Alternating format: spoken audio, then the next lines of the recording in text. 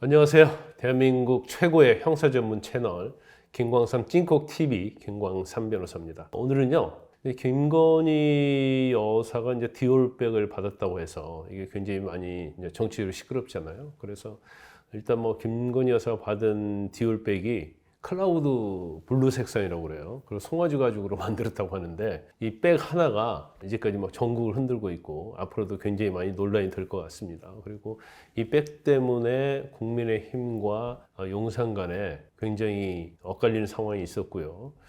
윤 대통령 입장에서는 아마 피해자라는 인식이 있는 것 같고요. 한동훈 비대위원장은 피해자는 맞지만 이 논란을 그냥 덮고 가기에는 좀 어렵지 않느냐, 정리해야 한다, 이제 이런 상황이 되면서 결국 윤 대통령과 한 비대위원장 간의 어떤 정면 충돌하는 사건이 또 있었죠.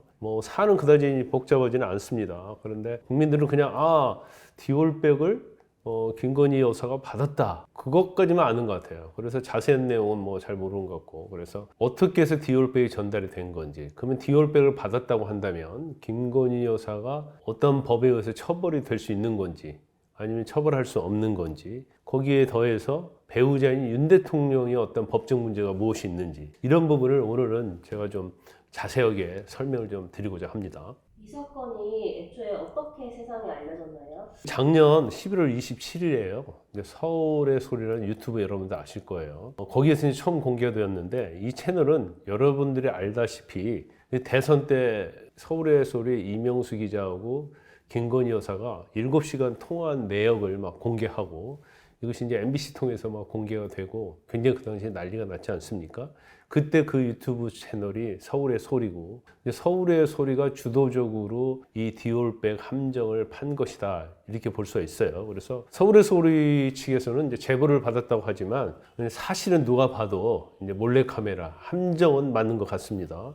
윤석열 대통령이 취임한 지 4개월 후인 2022년 9월 13일, 원래는 이제 대통령이 관저에서 살아야 하잖아요. 그런데 그 당시 관저로 이사 가기 전에 서초동에 있는 아크로비스타에서 살고 있었거든요. 그런데 그 아크로비스타 지하 상가에 김건희 여사가 운영했던 코바나 콘텐츠 사무실이 있었어요. 이 사무실에서 문제가 되고 있는 최재형 목사를 만나게 됩니다. 그 몰카 영상에 따르면 실제로 만난 것도 맞고 디올백 받은 것도 맞는 거예요? 몰카 찍힌 내용을 보면요, 최재형 목사하고 김건희 여사가 앉아 있고 디올백이 그 사이에 놓여 있어요. 그래서 그 대화 내용을 한번 보면 김건희 여사가 이번에 한국에 생각보다 오래 계시네요. 왜냐하면 재미교표 목사다 보니까 미국에 있고 하다 보니까, 이런 말을 하고요. 최 목사가 아이고 취임 선물도 보내주시고, 그러니까 김건희 여사가 아니 왜 자꾸 사오세요? 그러니까 최 목사가 아니 그냥 다음부터는 못해도. 그러니까 김건희 여사가 아니 이렇게 비싼 거 절대 사오지 마세요.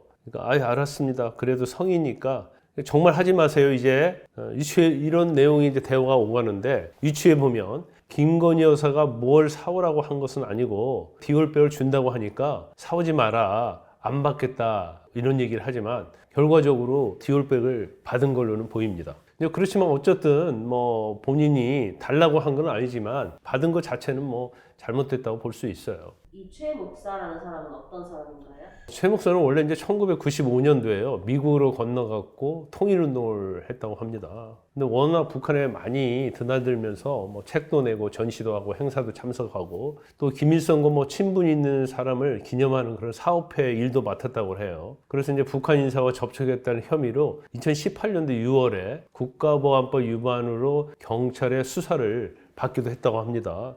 이제 좋게 말하면 통일운동가라고 할 수 있지만 결국 친북 인사, 종북 인사다, 이렇게 말할 수 있을 것 같아요. 근데 궁금한 게 윤 대통령은 보수정당 대통령인데 어떻게 김건희 여사가 친북 인사를 만난 건가요? 그럼 많이 궁금하실 거예요. 어떻게 서로의 인연이 돼서 명품백까지 선물하는 그런 사이가 됐느냐, 이제 이런 부분에 궁금하실 텐데, 김 여사의 고향이 경기도 양평이에요. 그런데 최 목사의 고향도 경기도 양평이라고 합니다. 그런데 이제 김 여사의 부친이 양평 군청에서 일했고요. 이 최 목사의 큰 형도 양평 군청에서 일을 했다고 그래요. 그래서 이제 그런 연유로 최 목사가 접근을 해온 것이 아닌가, 이렇게 추론을 해볼 수 있고요. 그 접근했을 때가 2022년 1월, 대통령 선거가 그때 3월에 있었잖아요. 그러니까 거의 시점으로 보면 맞는다, 이렇게 볼 수 있어요.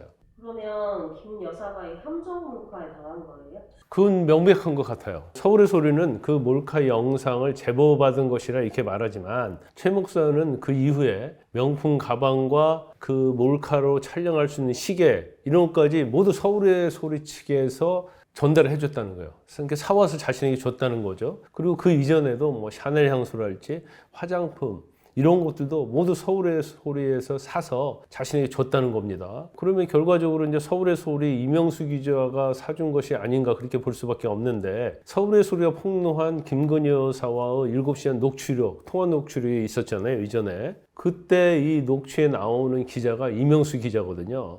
사실은 그 녹취록이 공개되고 나서 서울의 소리는 이 통화 녹취록 공개 자체가 이제 사생활 침해고 그래서 법원에서 서울의 소리가 김건희 여사에게 1,000만 원을 배상하라는 그런 판결도 내린 적이 있습니다.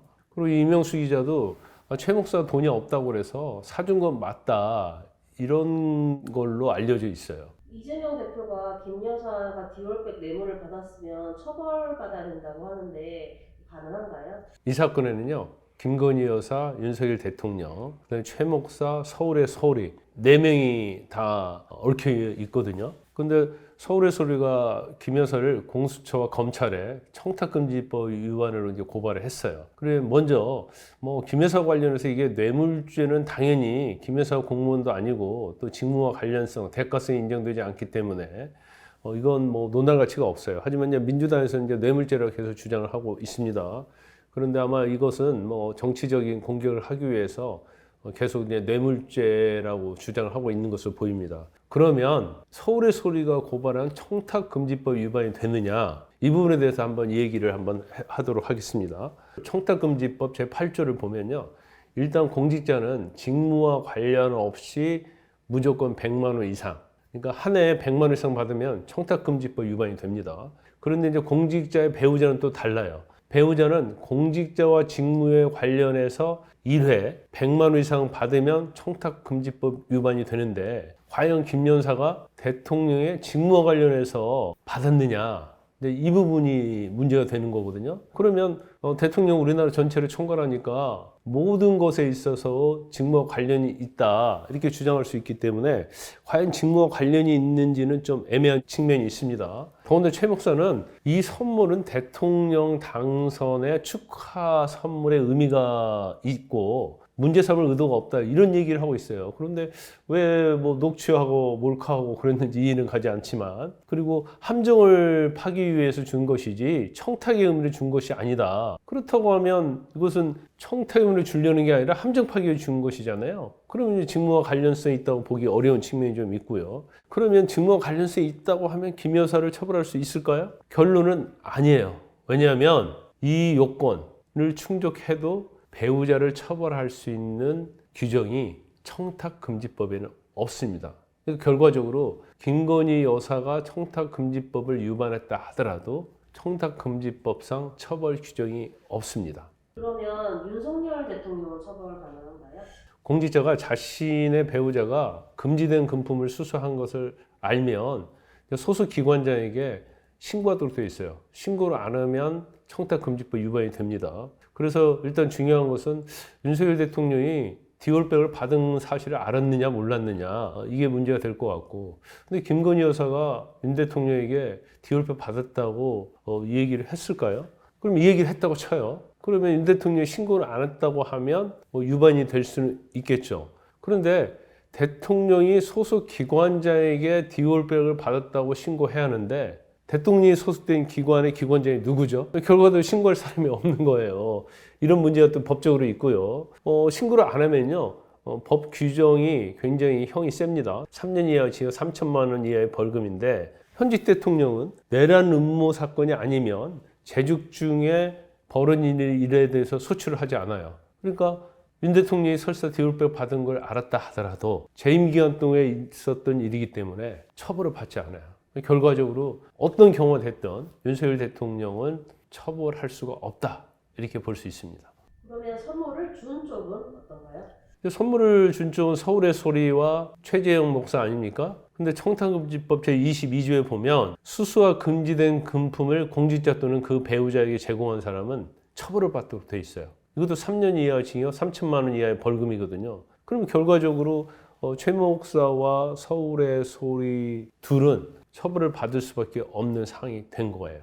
함정 몰카 이 부분은요? 근데 비리가 벌어지고 있는 장소를 몰래 찍어서 제보를 한다거나 그러면 사실은 그것은 비윤리적인 측면보다는 이제 국민의 알 권리 측면에서 굉장히 더 중요하기 때문에 그렇게 비판을 받지 않아요. 그런데 이건 함정 몰카단 말이에요. 김 여사가 디올백을 받도록 계속적으로 유도를 해요. 그러면서 촬영을 합니다. 그래서 이런 경우는 정말 비윤리적에 대한 이제 그런 얘기를 받을 수밖에 없고, 그 다음에 일반적으로요, 이 몰카를 찍는다랄지 아니면 녹취 음성을 할 때 당사자가 들어간 상태에서 하면 사실은 이건 처벌받지 않아요. 그러니까 도청이라고 볼 수 없어요. 그런데 이제 대법원 판례도 있긴 한데 도청을 목적으로 제3자에게 어떤 녹취를 할지 촬영할 수 있는 기계 장치를 보내서 촬영을 하고 녹취를 하면 그건 도청에 해당될 수 있어요. 그러니까 통신비밀보호법상 도청에 해당될 수 있는 여지가 있고요. 그 다음에 이제 최근에 언론 보도에 의하면 이 최재형 목사에 대해서 주거침입죄로 입건했다는 내용이 나오더라고요. 그러니까 본인이 코바나 컨텐츠 사무실에 간 것은 뭔가 선의의 의도적 입장에서 약속에 의해서 간 게 아니고 본인이 몰래 디올백을 주려고 유도를 하고 이것을 촬영하기 위해서 간 거잖아요. 그러면 이것은 그 주거를 관리하고 있는 사람의 의사에 반해서 간 거기 때문에 이 경우에는 또 주거침입죄가 될 수가 있어요. 결론적으로 이 사건이 수사를 하든 뭐 공수처가 수사하든 특검을 가든 또 검찰이 수사하든 결론적으로 처벌받는 사람은 서울의 소리하고 최 목사가 처벌받는다는 거예요. 어떻게 보면 굉장히 논란이 많이 됐는데 아이러니컬한 상황이 올 수 있다는 거죠. 여러분 구독, 좋아요, 알림, 댓글 부탁드립니다. 감사합니다.